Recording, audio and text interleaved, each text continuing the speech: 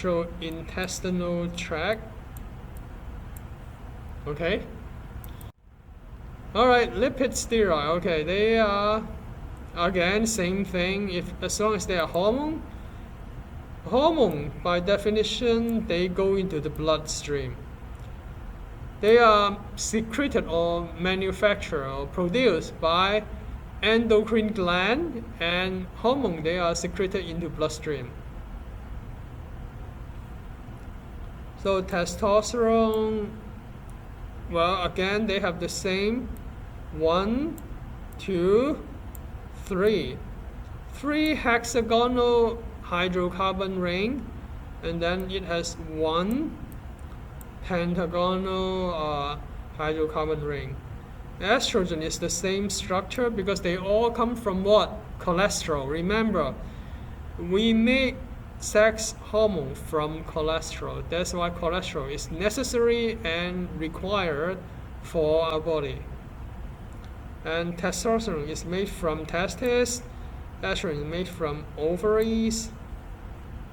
So these are the basic physiology stuff. Yeah, if you remember this, it will help you when you take physiology.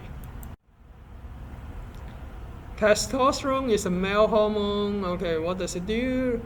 Okay, it's not made in China. It's made in testicle or made in testes. So development of male reproductive organ, namely testes and prostate gland and stuff, promotes secondary sexual characteristic. That's important. For male, we have a stronger muscle mass. We have a large, heavier muscle mass. We have a more heavier or a stronger bone structure because we need to develop a stronger bone to support our body weight. In general, male is heavier than female. And also body hair growth pattern. We have beard, okay. Anabolic effect, physical growth. In general, male is bigger than female. Increased libido. The reason why guys are so horny, well, most of you know that guys are very horny. We think about sex all the time because we have high testosterone level. Male hormone is the one that makes guys horny. We think about sex all the time because we have high male hormone level. Believe it or not, female also have male hormone, but the male hormone in female, they are weaker, and also they have a much lower level. The male hormone in female is not testosterone, it's called DHEA.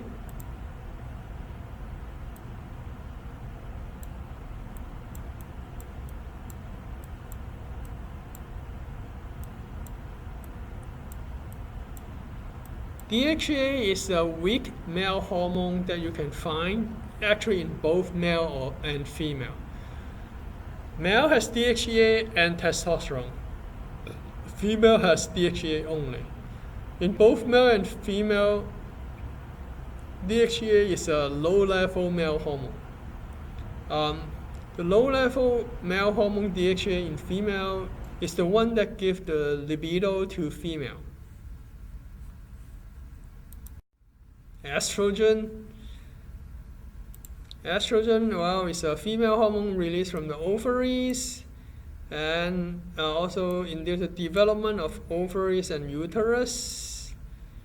It is very important in the menstrual cycle. Well, if you're so unfortunate to take my physiology, I'll go through the menstrual cycle in details. Secondary sexual characteristic is not just breasts. Oh gosh, I don't like this. It's like, okay, the only sexual characteristic of female is the breast. No, that's not true. Widening of the pelvic bones.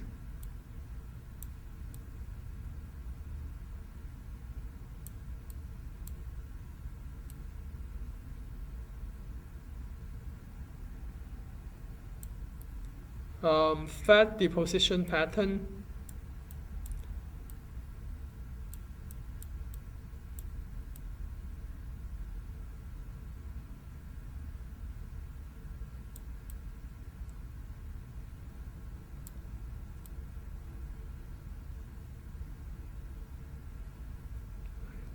deposition.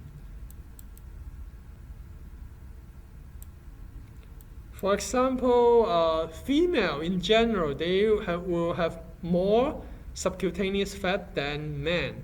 Why? Because female need to store more energy, need to store more fat in their body to support their pregnancy, the future possible pregnancy. That's why, in general, female will have a higher percentage of body fat than male. It is to prepare them for pregnancy. And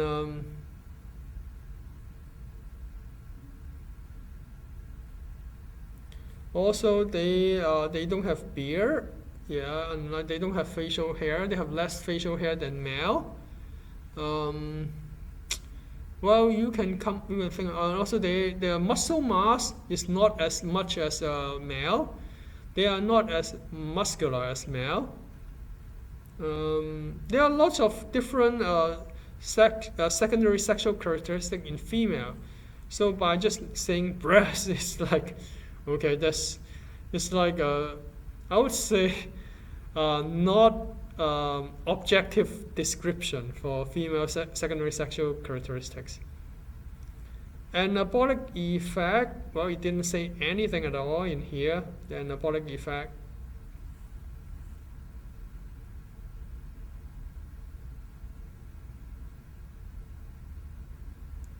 Anabolic effects,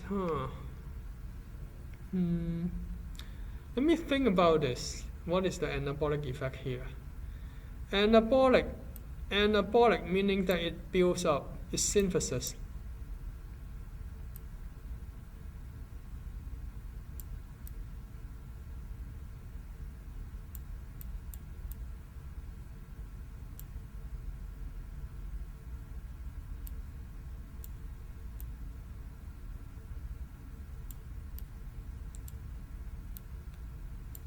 Catabolic means breaking down. So anabolic effect, that means it will help to build up something. Progesterone is a very important female hormone. It is released from the ovaries. There's something called corpus luteum.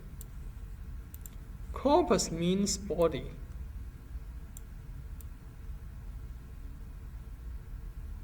Luteum means yellow.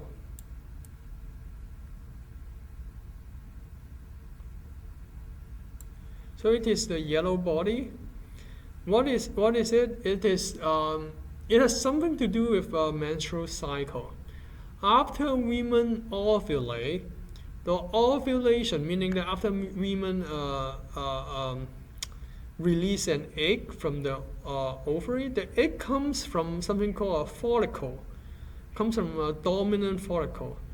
After the dominant follicle releases the egg, the dominant follicle will be converted into corpus luteum, and this is the so this is what corpus this is where the progesterone is produced. Oh, by the way, progesterone, pro means prepare. I told you that. Gest means gestation, that means pregnancy. Strong. Progest is a steroid hormone. Basically, progesterone is a steroid hormone that prepares for gestation or pregnancy. That is the meaning of the name. But after the formation or development of placenta will take over the role of corpus luteum. So placenta will continue to secrete progesterone and estrogen for the rest of the pregnancy.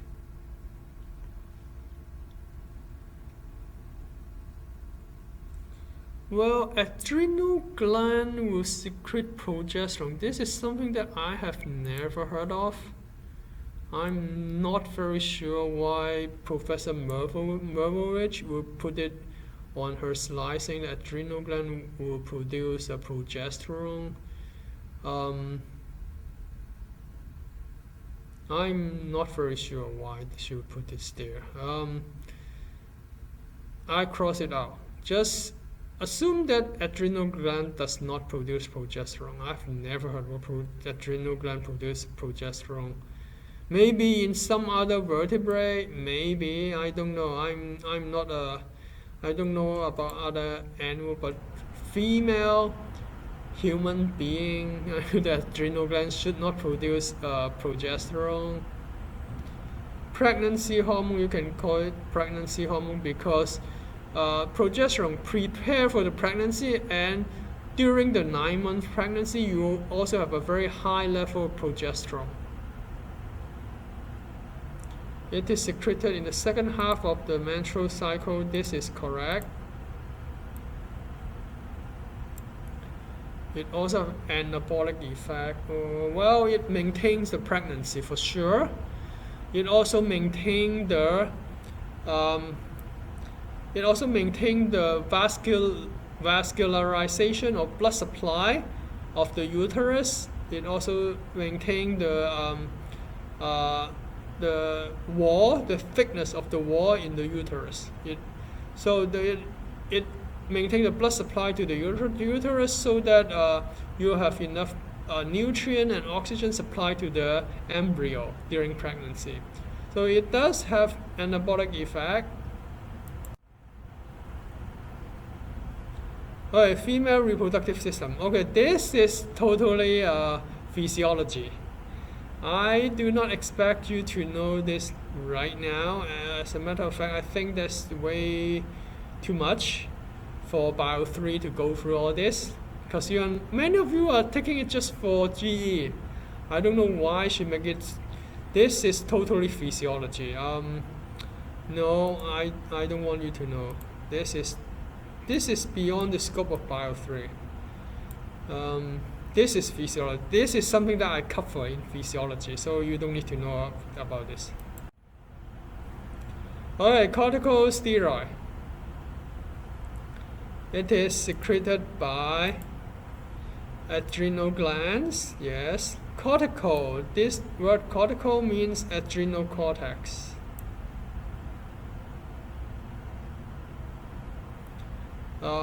So I'll put cortex here. Adrenal cortex, specifically adrenal cortex, because in the adrenal gland you can have adrenal medulla, which is not the cortex. Not cortex meaning that the surface of the adrenal gland. Adrenal medulla means the inside or deeper.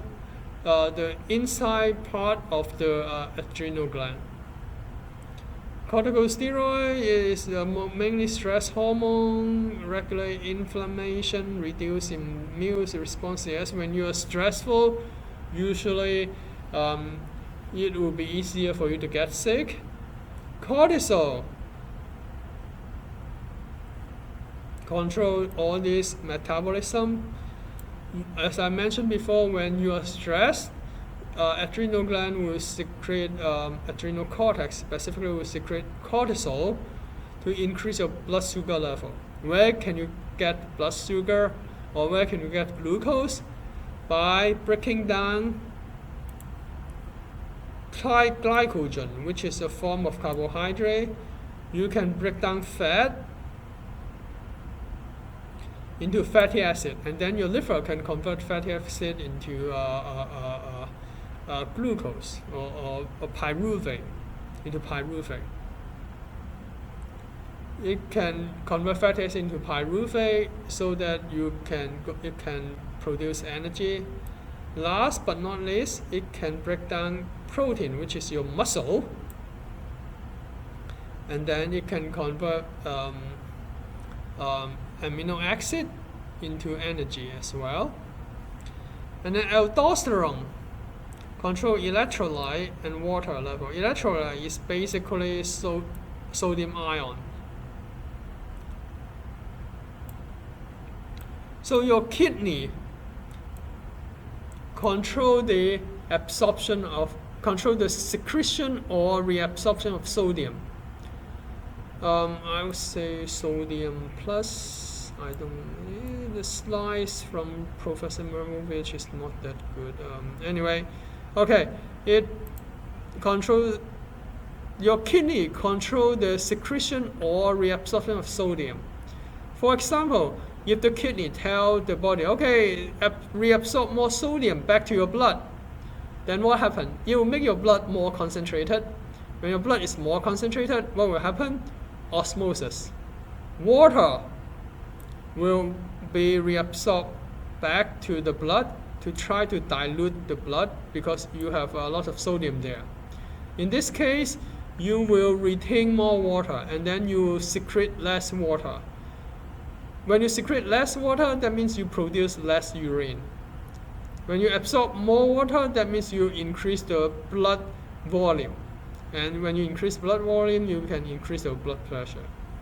On the other hand, when the kidney when your kidney secrete more sodium ion into the urine, making the urine more concentrated, similar thing happen. Osmosis occur, more water will be secreted to the urine to dilute the urine. So you will increase your urine volume and you will decrease your blood volume because less water will be absorbed into the blood. So it will decrease the blood volume and decrease the blood pressure. So that's how the physiology of your kidney works.